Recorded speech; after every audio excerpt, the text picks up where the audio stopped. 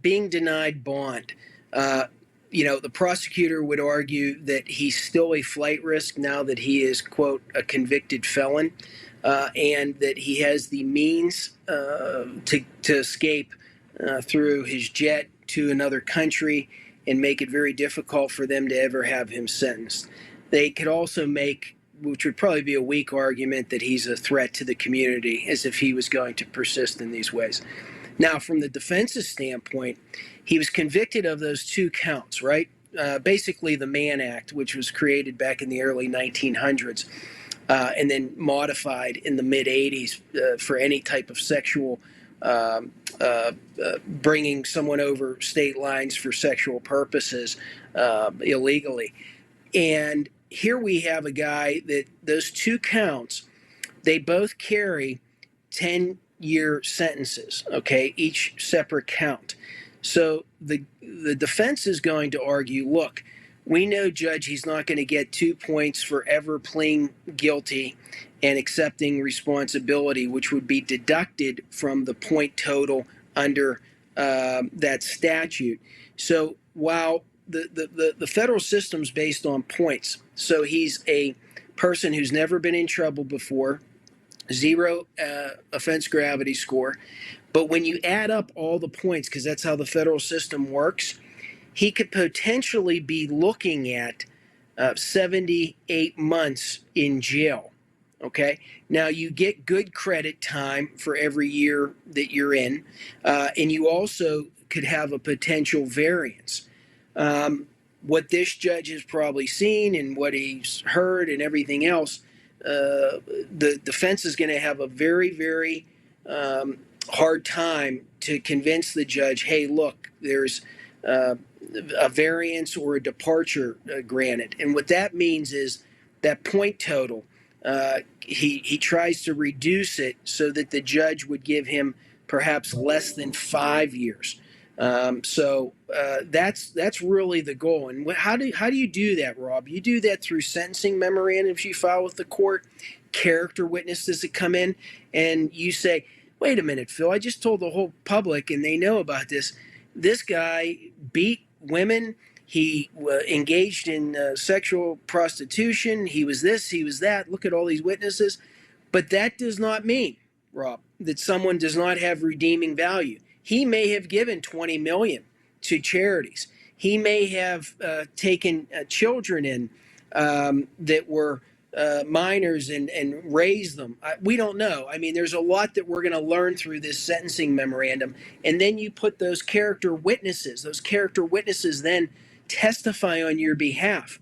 And they are subject to cross-examination. But he could have some powerful character witnesses if some of the people in Hollywood that went to these parties or he's friends with but didn't engage in that type of activity. So it's going to be interesting because a judge has a lot of power. Now, keep this in mind, Rob.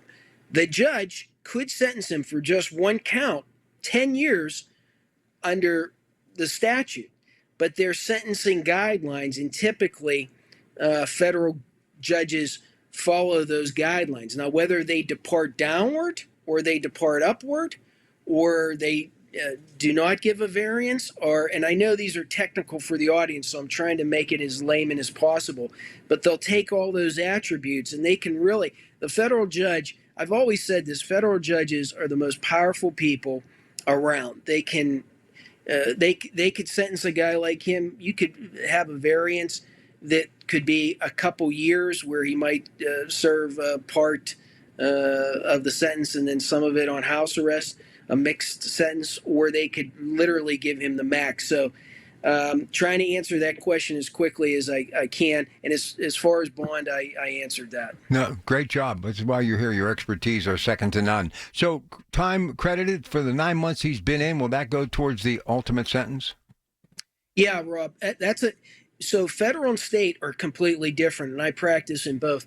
But in both of those systems, if you're denied bond from the very get-go, your initial appearance, for instance, or when you're taken into custody, then that time shall be credited towards the overall sentence. But once again, think of it this way. He has, whatever you said, 9 months in jail, 10 months in jail, whatever it is.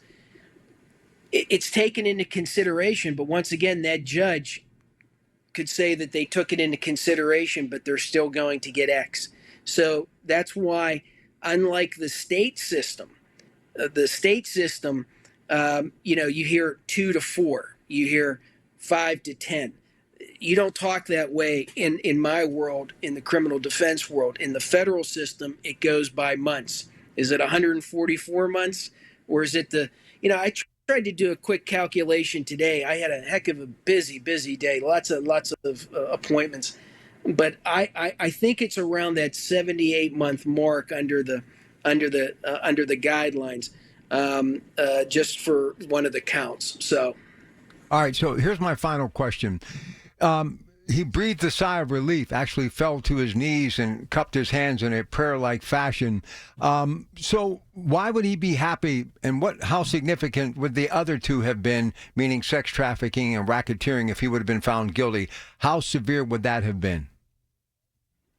it's the difference between a life sentence and possibly somebody that can get out within a couple years and still be a billionaire. Now he's going to have a slew because of those two counts. I call them collateral consequences.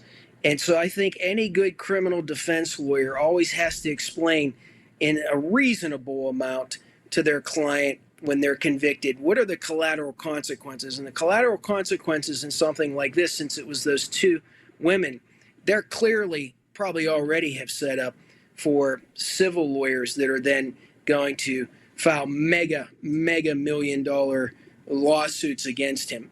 But still, he'll have a chance at life. He'll still live a life. He'll still be able to drive a car someday. He'll still be able to, do whatever he does. I don't know what those guys do, but they do some stuff. But he gets convicted of those other counts. He's in jail for life, particularly the RICO.